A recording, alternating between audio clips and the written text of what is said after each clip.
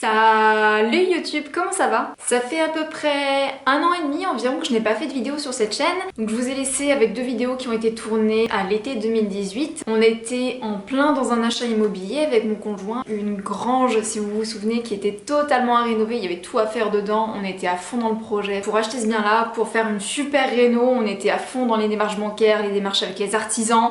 Et au dernier moment, on a tout annulé. Mais du coup Valérie, est-ce que tu peux nous expliquer ce qui s'est passé? Pourquoi vous avez tout annulé? Eh bien je vais vous le dire. Déjà, si vous m'avez suivi sur Instagram, vous auriez su un petit peu plus en détail ce qui s'est passé durant toute cette période. Donc vraiment, je vous encourage à me suivre parce que c'est vraiment le réseau social où je suis active. Retournons donc dans le passé, à l'été 2018. On était dans une démarche où, vous l'avez vu, on s'est dit qu'on allait faire 2-3 petits travaux, mais vraiment très légers, des choses qui nous coûtent pas cher, pour essayer d'avancer 2-3 choses dans cette future maison. Je rappelle, c'était une grange et il y avait tout à faire. On était totalement engagés dans un processus d'achat qui impliquait de faire des devis, des rendez-vous à la banque et tout ce qu'il y a autour. Déjà que pour une maison classique qu'on achète où il faut rénover 2-3 trucs, on fait pas mal de devis d'artisans parce qu'il y a toujours des choses qu'on veut faire. On veut faire une cuisine, on veut changer la salle de bain, on veut, je sais pas, poser du placo, faire des peintures. Imaginez le degré de bordel, littéralement, que c'est lorsqu'on veut totalement faire une maison à partir d'une grange. On a dû faire venir 4 ou 5 entreprises pour estimer les travaux, donc nous faire des devis. Une personne qui s'occupait de la toiture, juste une entreprise qui s'occupait spécifiquement de l'électricité et de la plomberie. On a eu aussi une entreprise généraliste qui faisait vraiment tout, qui pouvait tout nous faire. Parallèlement à ça, on avait toutes les démarches bancaires, donc qui consistaient surtout à avoir plusieurs rendez-vous avec mon conseiller bancaire. Donc je suis à la banque, le LCL, parce que j'avais déjà fait un emprunt immobilier cette année-là pour un investissement locatif cette fois-ci. Je vous en parlerai une prochaine fois. On était en plein dans le chiffrage et en plein dans l'estimation de l'emprunt qu'on avait demandé à la banque. Quand on fait quasiment tout de zéro, ça coûte extrêmement cher. Je pense qu'on était monté au-dessus de 300 000 euros. Il y a des régions où 300 000 euros, ça paraît pas énorme comme enveloppe globale. Par exemple, je sais qu'en région parisienne, pour un appartement, on peut vite y arriver. Moi, j'habite en Charente et comment vous dire que 300 000 euros c'est déjà extrêmement cher pour avoir une maison. On savait qu'on pouvait prétendre à une enveloppe comme ça, mais on était, voilà, on était un peu en train de se dire bon, il y a des choses qu'on va peut-être faire nous-mêmes, peut-être qu'on va poser le placo nous-mêmes, faire tout ce qui est finition, peinture nous-mêmes. Le plus urgent vraiment, c'était d'avoir tout le dossier complet pour faire notre demande de prêt avant la fin 2018, parce qu'en fait, à cette époque-là, on avait le droit encore à une demande de prêt à taux zéro. Je crois qu'on avait le droit jusqu'au plafond. C'est ainsi qu'on a fait passer pas mal d'artisans pour nous faire estimer les travaux et au fur et à mesure du temps, en fait, on s'est rendu compte qu'on avait un gros problème. La charpente qui avait été en grande partie rénovée par la personne qui nous vendait la grange, qui était à la fois marchand de biens et à la fois avait une entreprise de rénovation, n'était pas du tout aux normes. Ce qui veut dire que on a eu un couvreur qui nous a dit, vu comment c'est dimensionné actuellement, une fois que vous aurez l'isolation, une fois que vous aurez le placo, ça s'effondrera. Ok. Il y a 1, 2, 3 personnes qui nous ont dit ça, du coup au bout d'un moment on s'est dit bon, on a essayé vite fait d'en parler avec le vendeur qui n'était pas très réceptif, donc on savait pas trop quoi faire. On a essayé de contacter le notaire à l'époque, on a fait la grosse erreur de prendre le même notaire que le vendeur. Moi j'ai eu une première expérience avec une notaire d'un vendeur qui avait été super et ça s'était super bien passé et qui était nickel avec moi. Du coup on s'est dit bon bah là on va prendre aussi le notaire du vendeur pour refaire sa charpente. Dans nos devis globalement en moyenne on en avait pour 27 000 euros.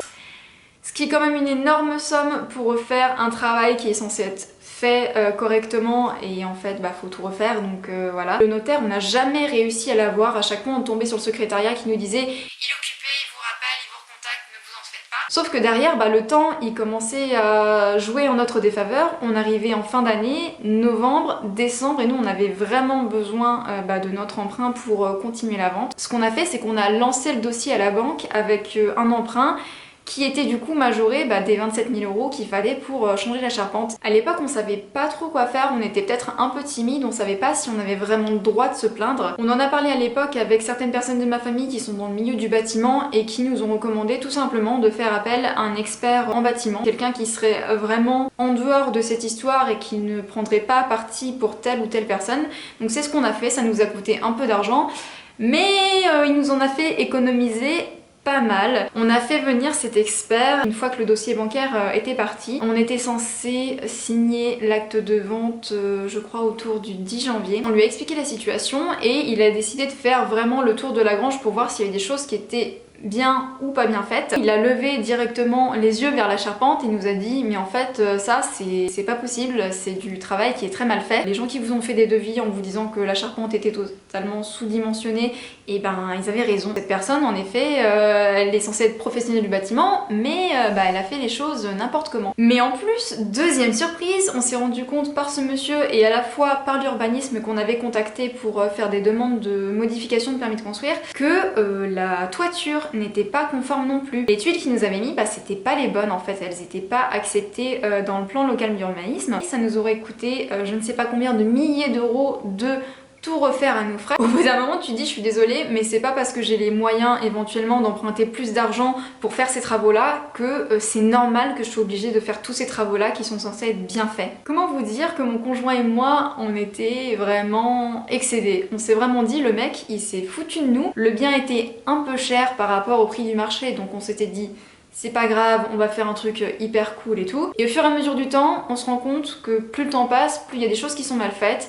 Il y a peut-être d'autres choses qui sont mal faites qu'on ne sait pas encore. N'ayant toujours pas de nouvelles du cabinet notarial ni du vendeur début janvier, on a décidé de jouer carte sur table et d'écrire un courrier en sa qualité de marchand de biens et de professionnel de l'immobilier, en plus d'avoir une entreprise de rénovation. Le vendeur était censé savoir que les choses n'étaient pas faites dans les règles de l'art. Et par conséquent, nous considérions qu'il nous avait caché que toutes ces choses étaient mal faites et considérions qu'il y a dol. Comme un vice caché, sauf que le vendeur le cache volontairement pour tromper l'acheteur dans la démarche de la vente d'un bien immobilier. Une fois qu'on a évoqué le dol, on a dit bon voilà, maintenant il y a deux options. Soit on continue la vente mais on exige que le prix de vente soit diminué du montant des travaux de remise en état de ce qui était mal fait, soit tout simplement on annule la vente. On avait mis beaucoup d'énergie, beaucoup d'engagement dans cet achat-là, on avait fait nos plans, on savait exactement ce qu'on voulait faire. À ce moment-là, on a eu tellement de rebondissements pendant plusieurs semaines, quasiment plusieurs mois, de découvrir ces malfaçons, de découvrir qu'il y a des choses qui allaient pas, de découvrir que ça allait nous coûter encore plus cher. À un moment, nous on s'est dit, au final, si la vente est annulée, ça nous soulage. À ce moment-là, quand on a écrit le courrier, on était dans cette optique-là, qui tout double, soit ils nous remboursent, soit on annule tout, et puis chacun repart de son côté, et puis ciao, bonsoir. Bizarrement, c'est à ce moment-là en fait que le notaire s'est réveillé, il s'est dit bon maintenant faut faire un truc en urgence parce que sinon ça va pas aller. On a eu un rendez-vous qui en fait s'est transformé en un espèce de rendez-vous de conciliation. Il nous a fait asseoir avec le vendeur autour de la table et dire voilà quelle est la situation actuelle, qu'est-ce que vous voulez. Nous on a été très ferme sur nos positions, on a dit éventuellement ce qu'on peut faire c'est que toi tu reprends tes anciennes tuiles pour les utiliser sur un autre chantier et on coupe la poire en deux au niveau du prix des tuiles. Lui il a été catégorique aussi en nous disant déjà pour moi ce qui est pas cool c'est que la vente a traîné, que je voulais le vendre en 2018 pour avoir un bon bilan pour mon entreprise et là on est en 2019 et de toute façon c'est mort. On était énervés, il était énervé, on en est venu à dire chacun rentre chez soi, on réfléchit à tête reposée chacun de son côté et puis on voit si on arrive à trouver un arrangement par la suite ou pas. Et au final pour nous c'était plié, c'était que si on n'arrivait pas à trouver d'accord par rapport à ce qu'on demandait, on annulait la vente et c'est ce qui s'est passé malheureusement. On était à la fois soulagés que la vente soit annulée, on était dégoûtés quoi. En fait, on était dégoûtés vraiment de toute l'expérience d'achat qu'on avait eue. Parce que on était fatigués, on repartait vraiment à zéro. On s'est dit on repart de zéro, on va essayer de recommencer à chercher une maison parce que parallèlement on s'était vraiment mis dans la tête que la location où on était, on voulait la quitter le plus vite possible. Tout simplement pour avancer dans nos vies et dans notre tête et puis pour passer à l'étape suivante. J'ai recommencé à regarder les annonces sur le Bon Coin, passer des coups de fil, envoyer des mails et au final on a réussi quand même à caler la première visite. 15 jours, 3 semaines je dirais après ce fameux rendez-vous chez le notaire de conciliation. Cette première visite qu'on avait calée, j'avais pas vraiment envie d'y aller, j'étais fatiguée, j'avais pas forcément une super impression sur la maison parce que les photos faisaient pas forcément plus envie que ça. On n'a pas annulé, on y est quand même allé à cette visite et vous savez quoi ?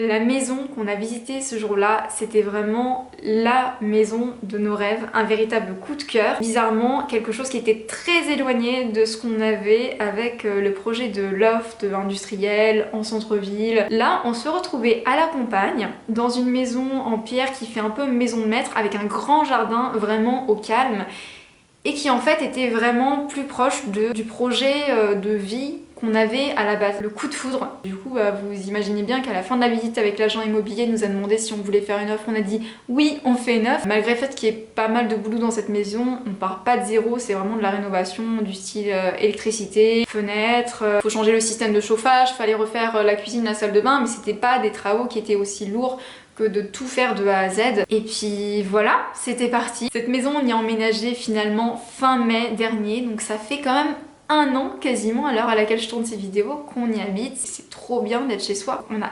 énormément de trucs qu'on n'a toujours pas fait, qui sont vraiment stand-by. En plus, avec la crise actuelle, on peut pas sortir, donc on peut pas aller acheter les matériaux, les choses qu'il faut pour continuer les petites rénovations qu'on peut faire nous-mêmes. C'est pas grave en fait, et on est hyper content. Cette habitation, j'aurai plein d'occasions dans le futur de vous en reparler, que ce soit en termes de rénovation, de travaux, de déco. Mais aujourd'hui, en tout cas, j'avais vraiment envie de vous conter toutes les péripéties qui s'étaient passées par rapport aux dernières vidéos pendant un an et demi par rapport aux recherches de la résidence principale, et vous avez vu, c'était assez tourmentée. Cette vidéo elle est très importante pour moi dans un premier temps pour reprendre un petit peu le contact avec vous. Ça m'avait énormément manqué de faire des vidéos sur YouTube, vous vous rendez même pas compte, mais en fait j'ai une vie qui va à 100 à l'heure depuis plus de 2 ans que je travaille et j'ai plein de projets à côté de mon boulot et je suis dans plein de trucs. C'est pas l'envie de faire des vidéos qui manquent, c'est juste le fait que j'ai peu de temps et aujourd'hui j'ai eu envie de reprendre le temps de me poser. Peut-être qu'avec le contexte actuel ça m'aide, mais j'ai envie de refaire des vidéos. Et vous le verrez, j'ai envie de donner un peu une nouvelle orientation à la chaîne. D'ailleurs, peut-être que vous pouvez aller faire un petit tour sur la chaîne, la photo de profil, la bannière, il y a des choses qui vont changer, on en parlera bientôt. J'espère que cette vidéo vous a plu et je vous dis à très bientôt dans une prochaine vidéo. Ciao!